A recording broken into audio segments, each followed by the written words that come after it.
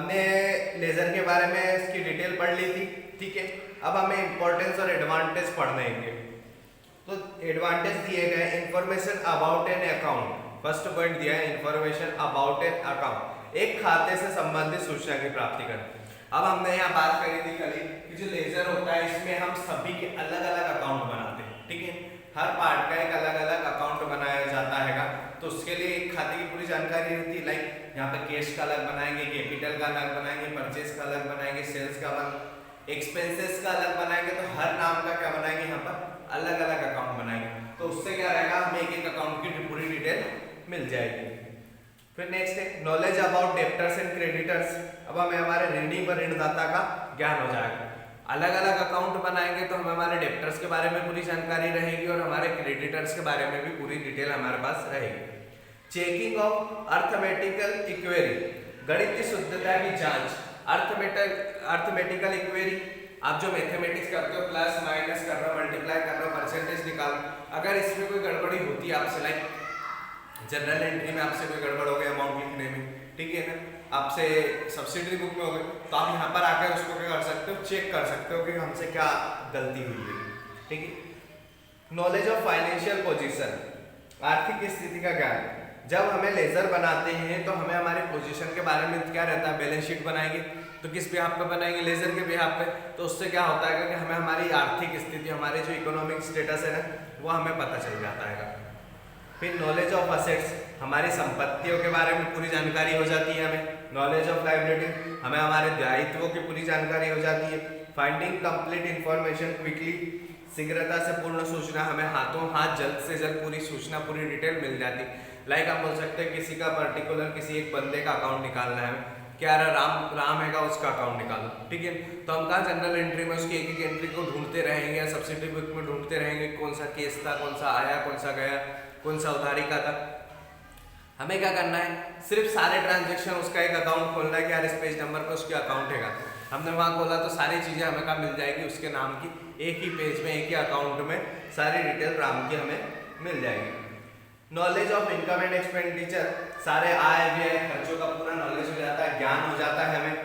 फिर evidence in the court of law, इसके द्वारा हम न्यायालय में प्रमाण दे सकते हैं, एविडेंस दे सकते हैं, सबूत दे सकते हैं कि भैया ये सारे ट्रांजेक्शन हमारे पास है, हम इस तरीके से अकाउंट मेंटेन कर रहे हैं, या हमारी डिटेल है, सभी चीज़ हम इसमें दे देंगे, ठीक है ना। तो ये इंपॉर्टेंस हो गया हमारे खत्म। अब हम एक फॉर्मेट पे आते हैं।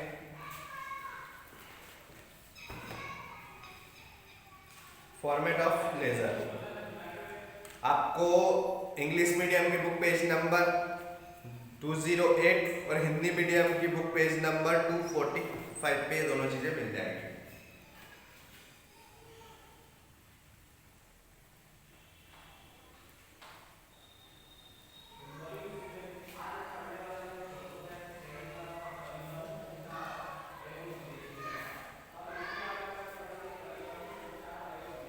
फॉर्मेट यहाँ पे कुछ ज्यादा वो नहीं है, जैसा ये बोल सकते हैं कि अभी हाल हमने केस बुक में जो बनाया था, सिंपल केस बुक में, वही की वही फॉर्मेट यहाँ भी बनेगा।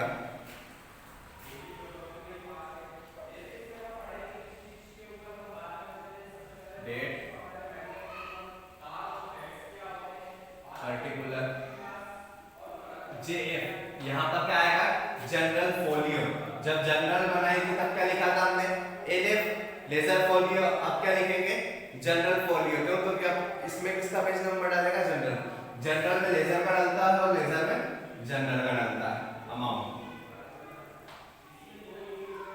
ये किसका हो गया फॉर्मेट, डेबिट साइड का, ठीक है ना। अब यहां से कौन सा स्टार्ट होगा, क्रेडिट का। तो वही डेट, पर्टिकुलर, जेएफ और अमाउंट। ये किसका आ गया, क्रेडिट का, ठीक है। ये हमारा फॉर्मेट बन गया है। सेम टू सेम वही चीज है कि जो हमने simple column case, simple case book में करी थी, ठीक है ना। Debit, credit.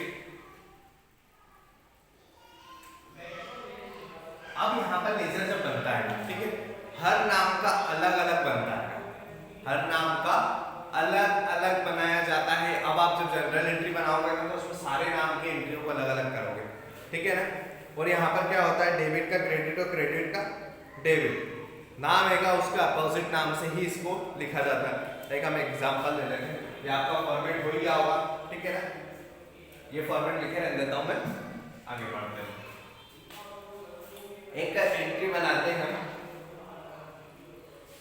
Cash account debit to capital 10,000 10,000, ठीक है। सेकेंड एंट्री ले लेता हूं, purchase account debit to cash 2000। एक और एंट्री ले लेता हूं, cash account debit to sales, ठीक है। ये लिख देता हूं 1000। इस तरीके की हमारी जनरल एंट्रीज आती है, ठीक है। अब हमें क्या करना है, इन्हीं के लिए क्या बनाना है, लेजर बनाना है। इन्हीं अकाउंट के बिहाफ पे हम क्या बनाएंगे, लेजर बनाएंगे। अब लेजर बनाने के लिए हमें क्या करना पड़ेगा, पहले तो सारे नामों को अलग अलग देखना पड़ेगा कि एक नाम पे कितने आ रहा है, ठीक है ना। तो केस एक, यहाँ भी केस है, ये भी एक नंबर और ये भी केस है, ये भी कौन सा होगा, एक नंबर, ठीक है ना। केस केस मैंने अलग कर लिया, उनको नंबर डाल दिया, एक नंबर, ठीक है ना। कैपिटल 2 नंबर, कैपिटल और कहीं है नहीं है। परचेस 3 नंबर और कहीं है नहीं है। सेल्स 4 नंबर है कहीं नहीं है, ठीक है। सिर्फ केस ये है कि उसके तीनों नाम होंगे, बाकी सारे क्या है, एक ही ट्रांजैक्शन है, इसी फॉर्मेट में, ठीक है। ऊपर का मैं रफ करता हूं,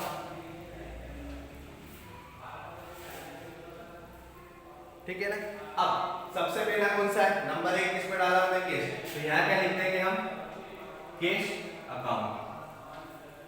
क्या लिखा, कैश अकाउंट। केस कितना है, 1 2 3, तो यहाँ पे कितने नाम आएंगे, 3 नाम आएंगे। किसके नाम से बता रहा हूँ, ठीक है ना। कैश यहाँ पे डेबिट में है, किस नाम से है, कैपिटल के नाम से, ठीक है। तो कैपिटल यहाँ पर क्रेडिट में है तो कहाँ चले जाएगा, डेबिट में। टू कैपिटल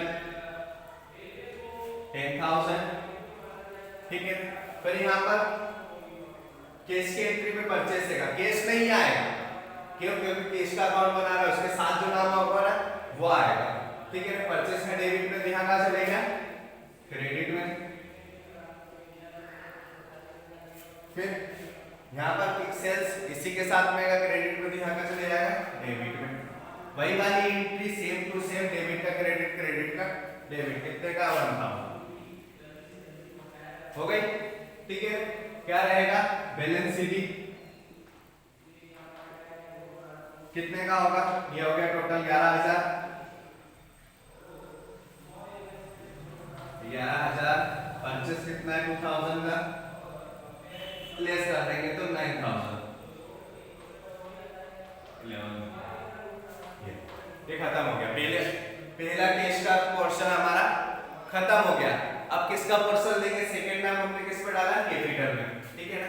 तो अब अकाउंट में चेंज कर देता हूं यहाँ पे,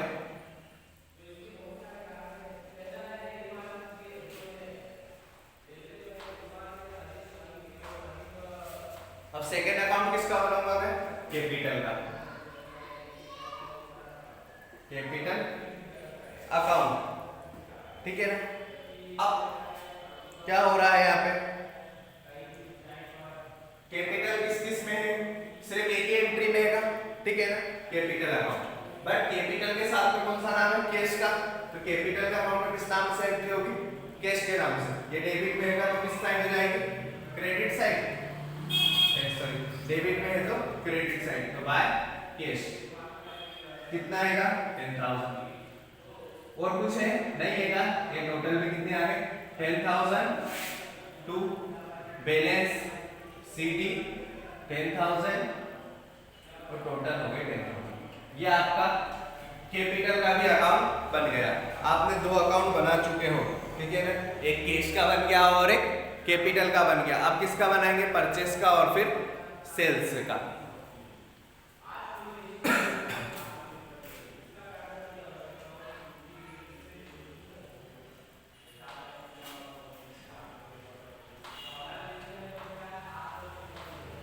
नंबर पे क्या है हमारा परचेस अकाउंट, ठीक है। परचेस के साथ क्या है कैश, कहां पे आएगा क्रेडिट में, तो कहां चले जाएगा डेबिट में, तो टू कैश कितने का है 2000, टोटल भी 2000 बाय बैलेंस सीडी 2000, ये हो गया क्वेश्चन कंप्लीट। थर्ड अकाउंट में परचेस हमारा बन गया। अब कौन सा बनाएंगे फोर्थ अकाउंट।